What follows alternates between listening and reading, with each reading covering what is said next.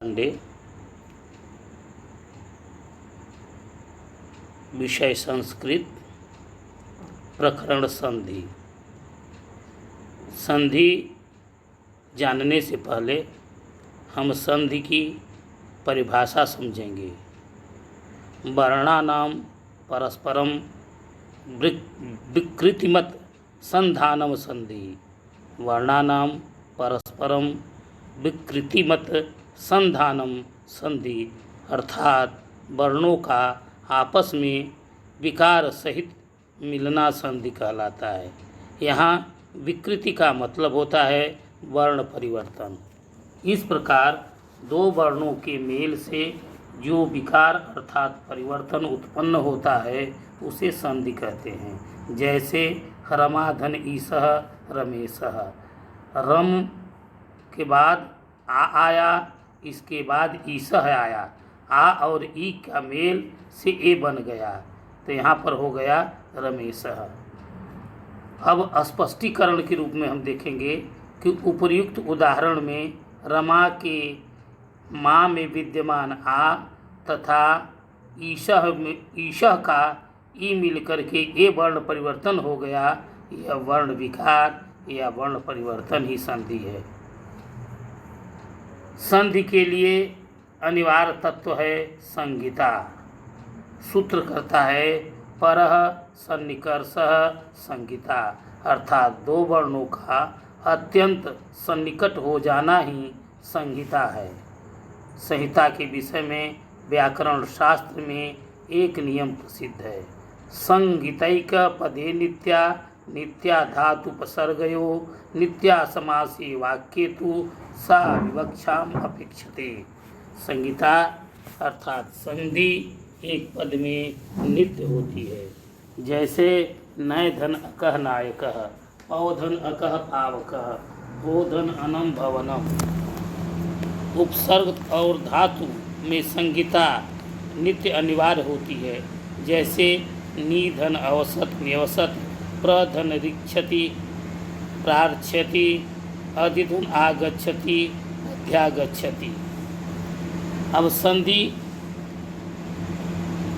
के कितने भेद हैं? तो संधि के 3 भेद हैं। पहला स्वर संधि, दूसरा व्यंजन संधि, तीसरा विसर्ग संधि। यहाँ पर हम स्वर संधि के बारे में जानेंगे। स्वर संधि के 5 भेद हैं। पहला दीर्घ संधि, दूसरा गुण संधि, तीसरा वृद्धि संधि, चौथा यण संधि, पांचवा अयाद संधि। इन्हीं संधियों के बारे में हमें पढ़ना है। तो आइए हम देखते हैं कि दीर्घ संधि। दीर्घ संधि उदाहरण देखेंगे। हिमधन आलयः, ये संधि विच्छेद हुआ तो अ और आ मिलकर के आ बन गया, इसलिए दो वर्णों के स्थान पर दीर्घ का आदेश हो गया तो यहाँ पर बना हिमालयः। कह सवर्णे दीर्घ। अक में क्या क्या आता है? अ ई उ री री। इसके साथ इसका ही सवर्ण आ जाए तो दीर्घ बन जाता है।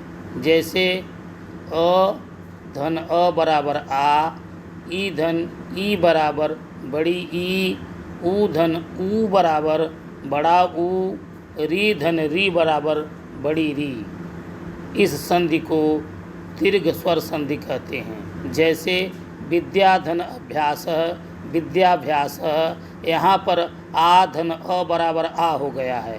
परम धन अर्थः परमार्थः, यहाँ पर अ धन अ बराबर आ हो गया है।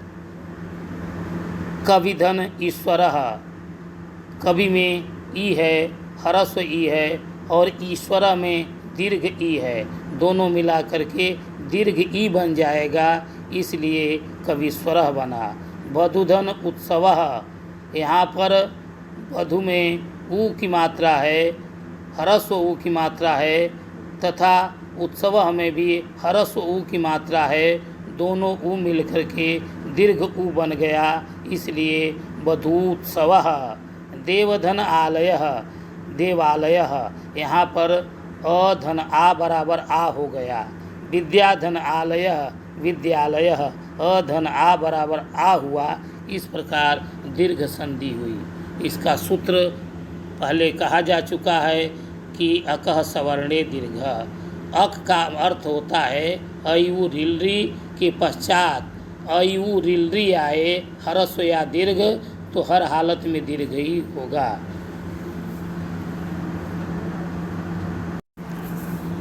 गुण संधि। गुण संधि की परिभाषा, जब संधि करते समय अ आ के साथ, जब संधि करते समय अ आ के साथ ई हो तो ए बनता है। जब अ आ के साथ उ हो तो ओ बनता है।